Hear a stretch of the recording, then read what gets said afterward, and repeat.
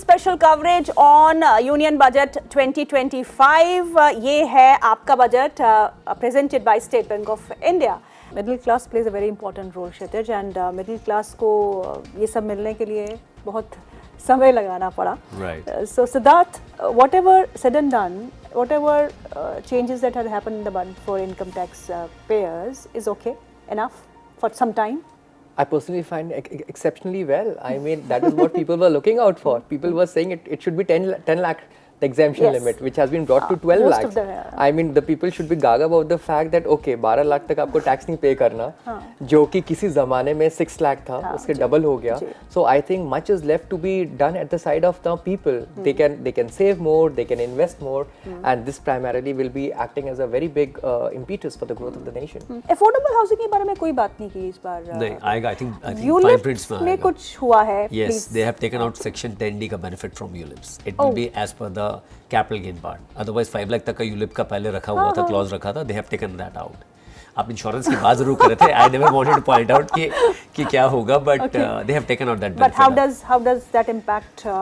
So I think it's in a way it's in parity with what mutual funds are. तो mutual fund में भी आपको capital gain देना पड़ता है, ULIP पे भी आपको capital gain देना पड़ेगा. Long term capital gain, short term तो होता ही नहीं है उसमें, long term it's basically rationalization. Yes, उसका tax benefit जो होता था इंश्योरेंस का वो चला गया. I think to my sense 12 lakh तक का जो आपने benefit दिया है, and I agree with what you are saying that 10 lakh भी होता तो लोग उतने खुश होते हैं. अब और भी ज़्यादा पार्टी हो रही है, you know, 5% यूनाइटेड स्पिरिट्स और यूनाइटेड ब्रूअरी के स्टॉक्स ऊपर हैं. So I'm telling you, I saw the screen. Auto stocks को देखिएगा. Auto stock को देखिएगा. So I'm saying वो तो because गाड़ी लेगा तो गाड़ी तेरा भाई चलाएगा, वो वाला system. Everybody is happy about it, but on a serious note, people will not, because many people they still, you know, we keep on saying mutual fund सही है, but सिर्फ 5.25 करोड़ यूनिक फोलियोस हैं.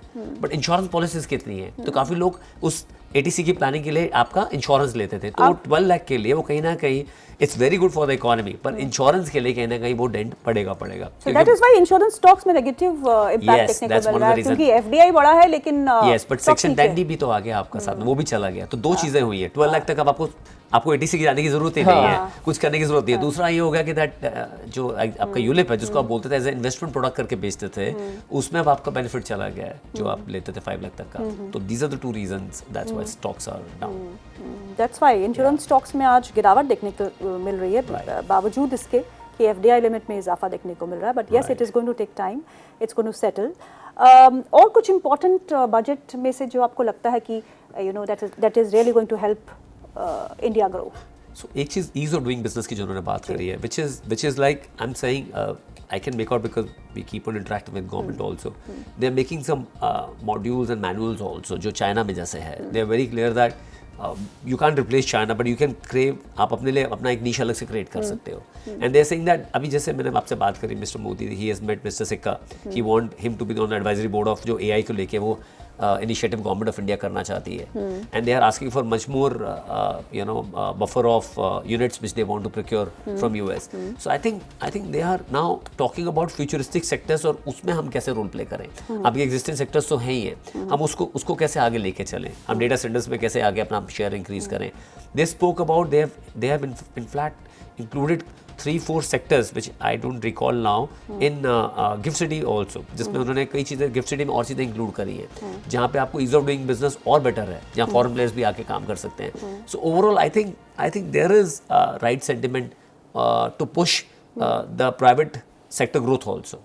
That's something which is very positive. Siddharth, clean technology manufacturing, इस पर काफ़ी जोर दिया गया है और ये माना जा रहा है कि solar PVC cells, EV batteries, wind turbines, ये सब मैन्युफैक्चरिंग इन इंडिया होगा. That is what we need for our EV growth. तो इसके बारे में क्या कहेंगे आप? सो वेल, जिस तरीके से इन्होंने अपने टैक्सेस को रिड्यूस किया है ऑन लिथियम आयन बैटरीज, जिसमें उन्होंने बहुत क्लियरली बोल दिया that this will give a huge impetus for the electronics manufacturing and on the electric mobility in the country. मेरे ख्याल से ये एक बहुत स्ट्रॉन्ग इम्पीटस होगा for the foreign players to come and set up their plans. और इस sector में ऑब्वियसली अगर टैक्सेशन कम होगा तो EBITDA मार्जिन्स इंक्रीज हो जाएंगे and at the same time this will be acting as a sunrise industry. मुझे ऐसा लगता है कि क्लीन एनर्जी में जो न्यूक्लियर रिएक्टर्स रिएक्टर्स को लेके भी उन्होंने बात करी है.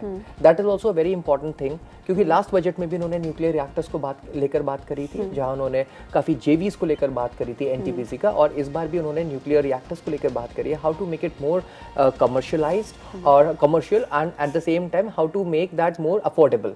तो मुझे लगता है कि क्लीन एनर्जी को लेकर सरकार का जो एक यूनाइटेड नेशंस को लेकर भी जो एक सस्टेनेबल डेवलपमेंट गोल है, उसको लेके भी एक काफ़ी सोशलिस्ट आइडिया है, उसको भी अकम्प्लिश करने के लिए सरकार काम कर रही है.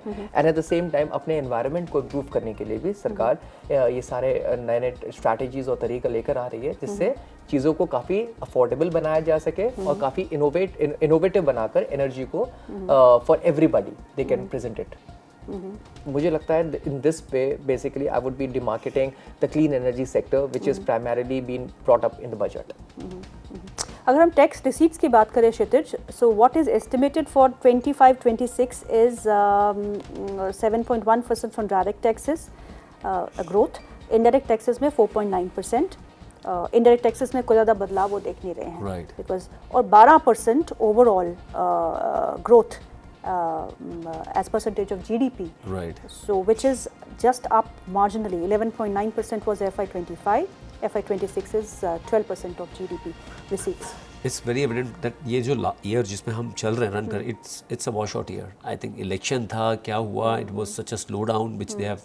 That's why most of the things are in line with what they have estimated for last year, और थोड़ा सा उससे ऊपर है. पर मुझे कहीं ना कहीं GST में better numbers होते दिख रहे हैं यहाँ पे. I can see that, and although ये जो taxation part next week present कर रहे हैं, they will be rationalizing GST grades also. वो भी एक बहुत टाइम से expected है, but they will do that. And as and when, as I said that, ये टैक्स नॉर्मलाइजेशन के कारण क्या होगा, जो स्मॉल आपका जो बिजनेसमैन है वो भी काफ़ी चीज़ें ऑर्गेनाइज वे में करना चाहेगा, बिकॉज आपके सैलरी पार्ट पर तो टैक्सेस जा ही नहीं रहे हैं. So normally when they take the withdrawals, तो अब 12 लाख तो अब क्लियर है ना, there is no tax paid. तो I think they will like to go in a right way. तो उसमें जीएसटी पे ऊपर इम्पैक्ट पॉजिटिव आएगा. तो उसका इनफैक्ट बेनिफिट आपको मिलता ही है, जो मैन्युफैक्चरिंग वाले हैं, इनपुट क्रेडिट मिलता है, बाकी चीज़ें मिलती हैं. तो I see that to my knowledge this number growth is very much possible. I think इस बार मैं बोल सकता हूँ ये आउट परफॉर्म कर सकते हैं जो नंबर्स इन्होंने गाइडेंस दी है नेक्स्ट ईयर. हाँ, देखिए मार्केट्स की बात करते हैं, पीपल वर लाफिंग. पर अगर जीडीपी के आंकड़े को देखें, they have been very conservative. They are saying 6.4 to 6.8. Yes, because you are at 5.5. Still, it's much better than what right now we are at. But that's what I'm saying, that slowdown is expected because nobody knows कि that Trump साहब किस side जाके बैठेंगे. सो थोड़ा सा वो एक indication है जिसको लेके थोड़ा कॉन्जर्वेटिव होकर चल रहे हैं. But these numbers can always be revised. वो रिवाइज किए जा सकते हैं, वो नंबर रिवाइज किए जा सकते हैं. But yes, to my sense, as you are already in a corrected mood in terms of markets and sentiments, तो यहाँ से upward ही दिखेगा, आपको चीज़ें होती हुई दिखेंगी. So consumption, one. Second, the consumption will drive demand. Demand will push many companies to step up their capacities, and ease of doing business will add lot of new lines of business to many of the business companies also. तो वो सारी चीज़ें overall impact करेंगी. I agree with him that on the energy theme also, I think many things will unfold now. Whether you're talking about Tata Power, but Reliance का जब hydrogen का पूरा जब सिस्टम निकल के आएगा, it is going to be much bigger. They're talking about PSP which can store powers. तो मेरे को था थोड़ा सोलर पे या ईवी पे कुछ और चीज़ें आएंगी, पर वो आई थिंक फाइन प्रिंट्स में होगा, जो I can make out because she can't say everything in that 1 hour. But it will for sure, it will come. Even for affordable housing, something was to be announced. Yes, something was supposed to be announced. But I think now they have given उन्होंने सीधा आपको एक bumper निकाल के दे दिया 777. Some big thing for discussion today, right? Yes, because they have given that bumper thing. That was the most important part, which the government will. Now they keep on boosting about this, I think, for long. This is actually a very big thing.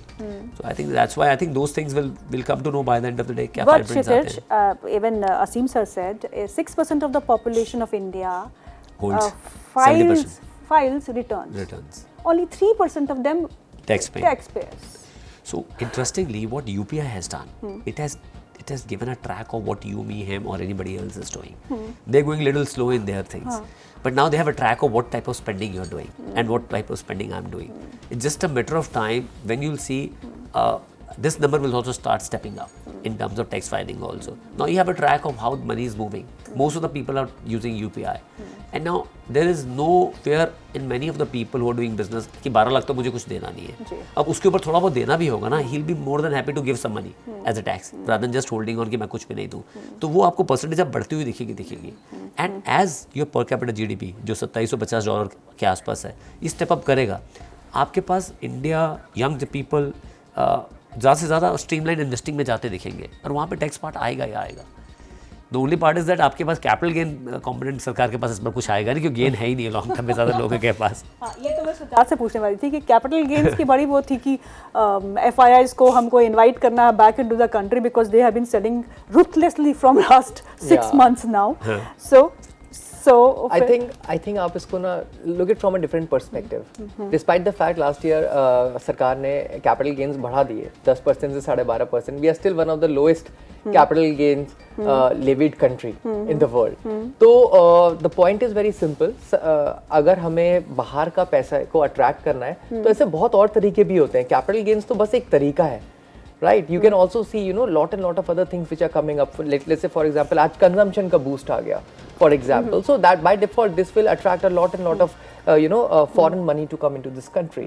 तो what I just mean to say is, जब हम invest करते हैं, तो सिर्फ हम taxation के point of view से ही नहीं invest करते हैं. हम ये भी देखते हैं कि एक economy के कितना ज़्यादा strength है उसको returns generate करने के लिए. So that primarily is also very very important.